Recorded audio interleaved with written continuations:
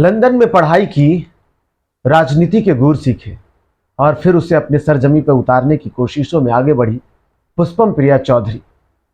काफी लंबे दिनों से जिसका लोग इंतजार कर रहे थे कि आखिर पुष्पम प्रिया चौधरी है कहाँ, जो बिहार की राजनीति में एक नए चेहरे के तौर पर आई तो थी, लेकिन उसके बाद फिर से गायब हुई, तो लोग अब उन्हें इंतजार कर रहे थे। हालांकि आज पुष्पम प्रिया चौधरी दुख में है।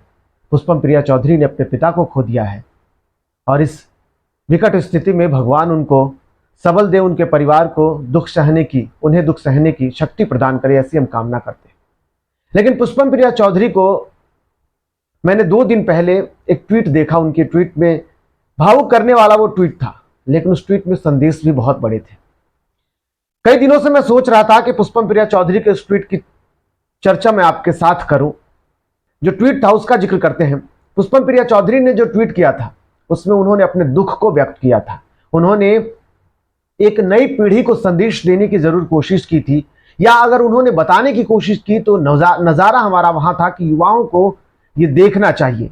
सबसे पहले इस ट्वीट का जिक्र करते हैं। पुष्पम प्रिया चौधरी ने जो ट्वीट किया था, उस ट्वीट में उन्होंने अपने पिता के साथ एक तस्वीर साझा की थी और उसके बाद उन्होंने लिखा था कि वे अक्सर मुझसे कहते थे कि मेरे साथ भी कम से कम एक तस्वीर शेयर कर देते।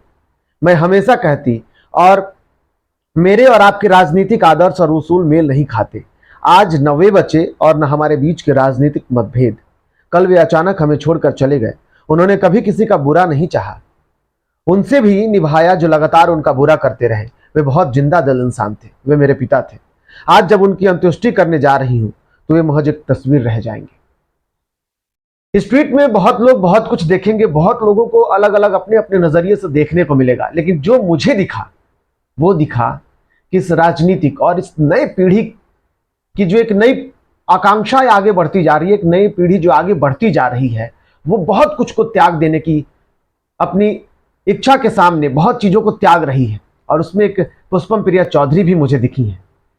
ये अलग बात है कि राजनीतिक उनका और उनके पिता के बीच मतभेद हुआ करता था, ये आपको भी पता होगा। विनोद चौधरी जो कि एमएलसी हुआ करते थे, और उसके बाद जब पुष्पम प्रिया चौधरी लंदन की सरजमी से पढ़ करके वापस अपनी जमीन पर आई और उन्होंने खुद को बिहार का मुख्यमंत्री कैंडिडेट साबित कर दिया था, तब भी उनके पिता से उनके बीच में कुछ मतभेद थे। हालांकि बाद में बेटी के सामने पिता झुक गए और उसके बाद कई सारे राजनीतिक कयास लगाए जाने लगे। मुख्यमंत्री नीतीश कुमार के काफी करीब रहने वाले पुष्पम प्रिया चौधरी के पिता अब उनसे भी दूर होने लगे थे, लेकिन बाद में वो बेटी के साथ हो गए। अब सवाल ये नहीं कि ये ट्वीट है, ये तस्वीरें, कई सारी तस्वीर आज पुष्पम प्रिया चौधरी के लगातार ट्विटर पे शेयर की जा रही है। एक बेटे का फर्ज तो उन्होंने निभाया है, एक बेटी होकर के एक परंपरा का उन्होंने त्याग तो कर दिया, लेकिन वो तस्वीरें, वो यादें तो उनके दिलों में अब भी बसी हुई है ना।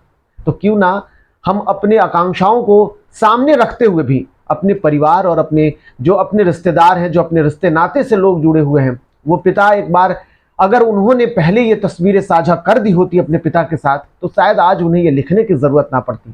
तो ऐसा तो नहीं है ना कि हम अपने सपनों को पूरा करने के लिए अपने परिवार के सपनों को ही तोड़ दें, या अगर तोड़ नहीं रहे हैं तब भी हम उनकी इच्छाओं को पूरा ना करें।